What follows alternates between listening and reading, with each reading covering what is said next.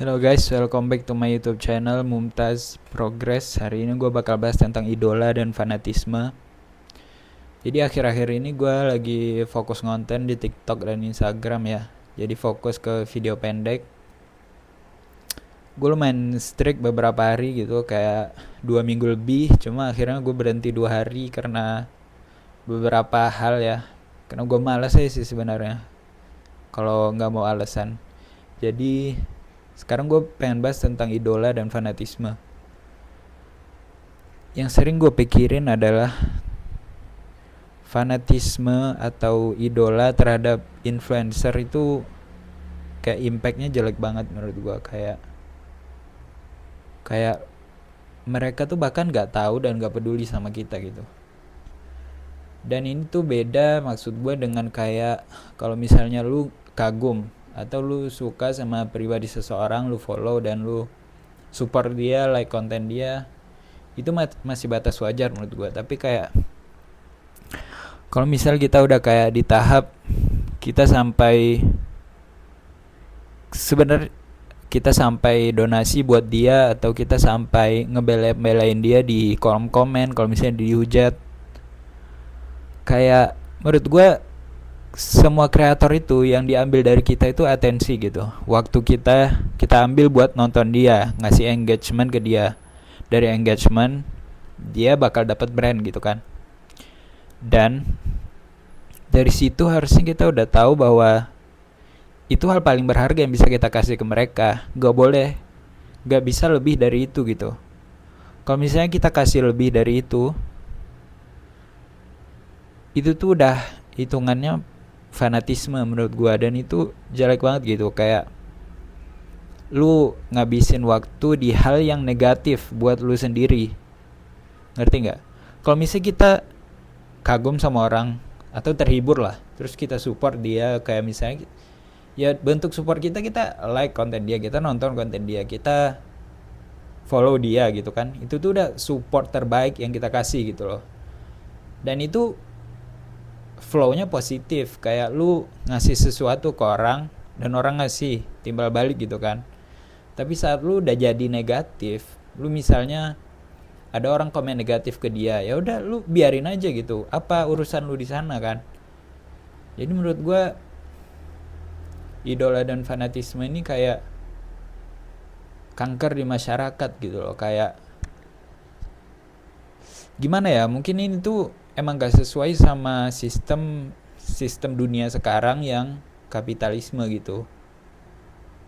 Dan itu tuh nge-classify gitu loh, kayak lu ada influencer nih, kayak seolah-olah mereka di atas lu gitu posisinya. Jadi lu tuh orang biasa dan influencer yang punya followers itu orang orang yang di atas lu. Jadi seolah-olah kayak lu tuh jadi pembela dia, padahal lu dapat manfaat gak ada gitu. Apalagi cuma sekedar hiburan kan, kecuali memang ya mungkin edukasi oke. Tapi kebanyakan yang edukasi kan gak terlalu sering dibahas gitu. Dan misal pun dia ngasih edukasi nih, kayak yang gue bilang tadi, apa ya, timbal balik terbaik kita itu ya nonton aja gitu, nonton, kasih engagement, like, follow.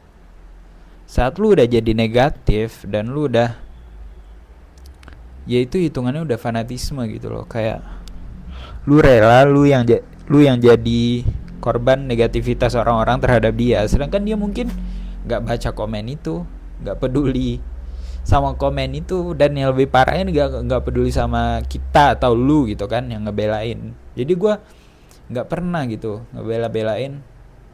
Dan kalau lu tahu ya, gue tuh dulu editor Clipper, salah satu youtuber lumayan besar lah. Sekarang subscribernya 800 ribu. Dulu pas zaman gue mulai ngeklip dia tuh masih 50 ribuan.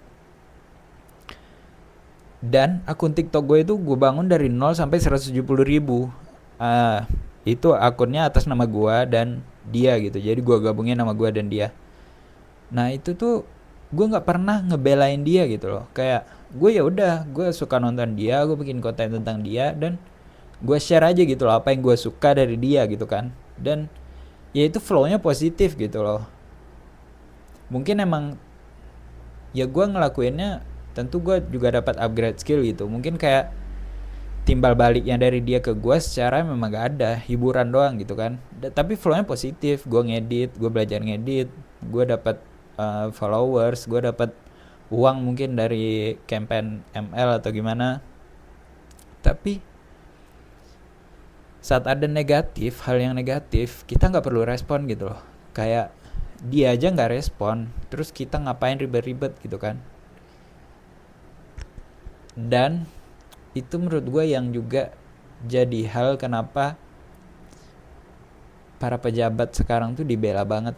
Yaitu salah satunya karena adanya fanatisme yang berlebihan. Jadi kayak padahal kan yang dikritik tuh pejabat gitu loh. Tapi kenapa kita yang ngurusin? Maksudnya lu yang ngurusin secara personal, kayak negatifnya kan ke pejabat. Dan masalahnya pejabat tuh aslinya kan bawahannya rakyat gitu loh. Jadi kalau misalnya lu, harusnya kalau normalnya nih, kalau pakai akal sehat, harusnya kita tuh nyuruh pejabat buat kerja lebih baik, buat gunakan uang pajak dengan benar, biar nggak dihambur-hamburkan ke hal-hal yang nggak penting atau bukan prioritas. Tapi justru kita tuh, maksud gue sebagian besar masyarakat kita malah jadinya tuh kayak ngebelain gitu loh, seolah-olah pejabat nih orang yang dia kenal dan orang yang berhubungan baik dengan dia. Padahal pejabat tuh sekalipun nggak peduli dengan nasib kita, dengan